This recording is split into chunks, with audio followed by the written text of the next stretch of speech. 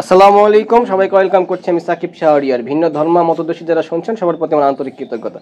দর্শক, আজকে আমি আমার বংশের প্রাচীন ইতিহাস আপনাদেরকে জানাতে যাচ্ছি। অর্থাৎ আমার পিছনে যে স্থাপনাটা দেখছেন, এই স্থাপনার বয়স প্রায় 200 থেকে 250 বছর। আমি সঠিক জানি না। আমার পাশে যিনি দাঁড়িয়ে আছেন ইনি আমার সম্পর্কে বরাবর আছেন এবং শ্রদ্ধেয় আমার শিক্ষক। তিনি মুক্তাপুরা উচ্চ বিদ্যালয়ে দীর্ঘদিন কর্মরত ছিলেন এবং তিনি এই বিল্ডিং এর প্রত্যক্ষ সাক্ষী। এই বিল্ডিং এ তিনি বসবাস করেছেন এবং বলতে গেলে আমার বরাব্বু অর্থাৎ আমার শিক্ষক মতিন বরাব্বুই হচ্ছে এই বিল্ডিং এর শেষ বংশধর। অর্থাৎ তাদের পর তারা যখন এই বিল্ডিং থেকে বের হয়ে চলে গিয়েছেন, তখন তারপর থেকে এই বিল্ডিং এ কেউ বসবাস করে নাই। পরবর্তীতে এই বিল্ডিং কিন্তু অযত্ন অবহেলা এবং পড়ে রয়েছে, বর্তমানে ধ্বংসস্তূপ বলা চলে।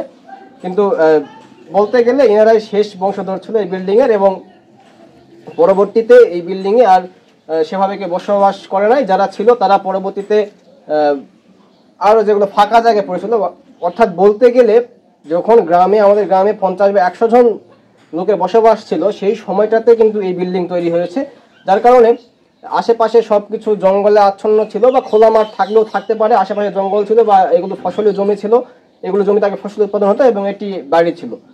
পরবর্তীতে সময়ের ব্যবধানে জনসংখ্যা বৃদ্ধি পেয়েছে এবং এই বাড়িটাও প্রাচীন হয়ে গিয়েছে। এই বাড়ি ছেড়ে অনেকে চলে গিয়েছে এবং বাইরে চলে যাওয়ার পর যেগুলো ফাঁকা জায়গা আছে সেগুলো ফাঁকা জায়গায় বর্তমানে আধুনিক সময়ে যেগুলো বাড়ি তৈরি করে তারা বসবাস করছে। এবং এই বাড়িতে বরাবরই ছিল শেষ বংশধর। তাদের পর থেকে আর এই বাড়িতে বর্তমান সময়ে কেউ বসবাস করছে না, বর্তমানে অযত্ন অবহেলায় পড়ে রয়েছে। এবং এই বাড়ির ভিডিওতে আসার মূল উদ্দেশ্য হচ্ছে যে আমি বেশ কিছু জায়গা থেকে ইতিহাস ধারণ করার চেষ্টা করেছি এবং ইতিহাস তুলে আনার চেষ্টা করেছি। কিন্তু বর্তমানে যে অবস্থায় বাড়ি রয়েছে, এই বাড়ির সাথে আরো প্রায় 3-4টা রুম ছিল, সেগুলো রুম কিন্তু ভেঙে ফেলা হয়েছে এবং ভেঙে ফেলার পর নতুন বাড়ি তৈরি করেছেন। এবং বর্তমানে একটি রুমই দাঁড়িয়ে রয়েছে এবং সেই সময় আজ থেকে 200 বছর আগে যখন বিল্ডিং তৈরি করেছে, সেই বিল্ডিং এ কিন্তু ছাদ ছিল। যে ছাদের ধারণা কিন্তু আমাদের মাঝে এসেছে হয়তো বা আজ থেকে 20, 30 বা 40 বছর যাবত আমাদের এই অঞ্চলটাতে প্রত্যেকটা বাড়িতে আস্তে আস্তে ছাদ দেওয়া হচ্ছে। কিন্তু আজ থেকে 200 বা 250 বছর আগে এই বিল্ডিং তৈরি হয়েছে, সেই বিল্ডিং এও কিন্তু সেই সময়টাতেই তারা ছাদ দিয়ে বসবাস করতো। অর্থাৎ তারা অনেক সমৃদ্ধ ছিল, তাদের জমাজমাত অনেক বেশি ছিল। তো আমি এখন এই বিল্ডিং ইতিহাস আমার বরাবর কাছে জানার চেষ্টা করব এবং এই ভিডিওতে আজকে ভিডিও করার মূল উদ্দেশ্য হচ্ছে যেন আমরা এই বিল্ডিং এর ইতিহাস যেন আমরা মানে কালের সাক্ষী হিসেবে রেখে দিতে পারি ক্যামেরাতে, অথবা পরবর্তীতে তাদের কাছ থেকে ইতিহাস শুনে তারা যখন দুনিয়ার মায়া ছেড়ে চলে যাবেন বা আমিও আগে চলে যেতে পারি, সেটা বড় কথা নয়। কিন্তু আমার এই ভিডিওতে থেকে যাবে। আমি যদি পৃথিবী থেকে চলে যাই, আমার সেই ভিডিওটা থেকে যাবে, বা আমার বরাবর যদি পৃথিবী থেকে চলে যান, সেক্ষেত্রে তার থেকে যে আমি যে এটা নিয়েছি প্রত্যক্ষ ইতিহাসের যে সাক্ষী, তিনি তার কাছে যে ইতিহাসগুলো জেনেছি, সেই ইতিহাসগুলো কিন্তু থেকে যাবে। পরবর্তীতে এই ইতিহাসগুলো আমাদের পরবর্তী প্রজন্ম কিন্তু ধারণ করবে। তো আসলে এই বিল্ডিং সম্পর্কে আমি আসলে জানার চেষ্টা করবো। আচ্ছা, এই বিল্ডিং এ তো আপনারাই সর্বশেষ বংশধর ছিলেন। তো এই বিল্ডিং তখন প্রথম দিকে তৈরি হয়, আজ থেকে আনুমানিক 200 বছর উপরে, 200 বছর বা 225 বছর এরকম হবে। তো আমার দাদারা এই বিল্ডিং তৈরি করছেন। আমার দাদারা ছিলেন 3 ভাই। আমার দাদা হলো বড় ধনাই মণ্ডল, তার ছোট তোনাই মণ্ডল এবং মহিরুদ্দিন মণ্ডল। 3 ভাই যখন একত্র ছিলেন, এদের বাবা ছিলেন তিতাই মণ্ডল। তিতাই মণ্ডলও বেঁচে থাকতে এই বিল্ডিংটা করেছেন 3 ভাইয়ের জন্য। আচ্ছা, 3 ভাই বিল্ডিং এর আপনারা যে ইতিহাস জানেন, এই বিল্ডিং এর উদ্যোক্তা তিতাই মণ্ডলই ছিল না তিতাই মণ্ডলের পরবর্তী প্রজন্ম, তিতাই মণ্ডলের ছেলে যারা ছিল তারা এটা করেছে? তিতাই মণ্ডল এই বিল্ডিং এ বসবাস করেছে কি? হ্যাঁ, করেছে। তিতাই মণ্ডল বসবাস করে তারপরে বেঁচে থাকতেই ছেলেরাই করেছে। তখন তো বৃদ্ধ বয়স ওনার ছিল, তখন ছেলেরা উদ্যোগী হয়ে এই বিল্ডিং করেছে।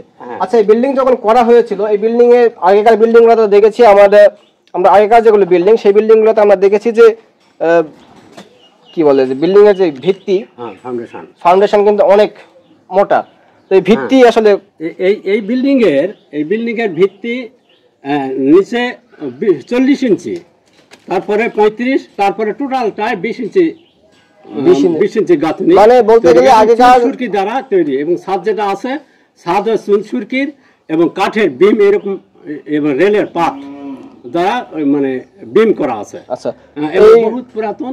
আজ থেকে যখন 4-5 বছর আগে যখন নজরুল আব্বা যখন বাড়িগুলো, তখন ছাদ ভাঙা হয়েছিল এবং ছাদের মধ্যে আমরা অনেক টালি দেখতে পেয়েছি। হ্যাঁ, টালি টালি দিয়ে ছাদ এবং চুরসঙ্কি দিয়ে ছাদ তৈরি করেছি সেই সময়টাতে। এবং যে কাঠটা ছিল সেই কাঠের ওজন কিন্তু প্রায় অনেক, যে কাঠ মানে কেমন হবে যখন ছাদ ভেঙেছে তখন ছাদের মধ্যে আমরা অনেক টালি দেখতে পেয়েছি। তো এই টালিগুলো তারা কিভাবে তৈরি করেছে এই সম্পর্কে আপনার কিছু জানা আছে নাকি? টালি তৈরি করেছে আপনার এই 4 কোণা বিশিষ্ট 1 ফিট চতুর্দিকে 1 ফিট এরকম চওড়া, এবং যে বিম দেওয়া ছিল বিমের উপরে ছোট ছোট বর্গা ছিল এইভাবে, তার উপরে ওটা সাজানো ছিল, এবং তার উপরে চুনসুটকি দিয়ে গাঁথা ছিল, এবং অন্তত 1 ফিটের উপরে মোটা ছাদ বিশিষ্ট। হ্যাঁ, এটা ছিল বা এখনো এটা আছে অবশিষ্ট ধ্বংসাবশেষ। এখানে এখন লোক বসবাস করে না। আমি আমি মানে আমার চাচা বেঁচে ছিলেন তখন, এখন অবশ্য নেই। আমার চাচাতো ভাই কিছুদিন ছিলেন, তারপরে এখন এই ঘর আর কেউ আর বসবাস করে না, অপরিত্যক্ত অবস্থায় পড়ে রয়েছে। পরিত্যক্ত অবস্থায় এখন অবশিষ্ট আছে এখানে। আচ্ছা, আপনাদের যখন বিল্ডিং তৈরি করা হয়েছে সেই সময়টাতে বিল্ডিং কটা রুম ছিল টোটাল? দাদারা আমার ছিলেন 3 ভাই।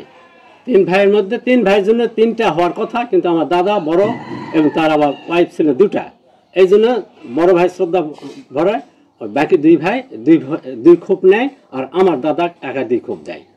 মোট 4টা রুম। মোট 4টা। এবং 4টা রুমে কি ছাদ দেওয়া ছিল? 4টা রুমে ছাদ ছিল। আচ্ছা, মানে আপনারাই লাস্ট পরবর্তী প্রজন্ম এই বিল্ডিং এ, তারপরে আর এই বিল্ডিং এ বসবাস করে নাই, আর বর্তমানে অবশিষ্ট আছে মাত্র 1টা রুম। হ্যাঁ, 2টা রুম। 2টা রুম এখন অবশিষ্ট আছে। হ্যাঁ। তো এখানেই মূলত ভিডিও আমি শেষ করছি।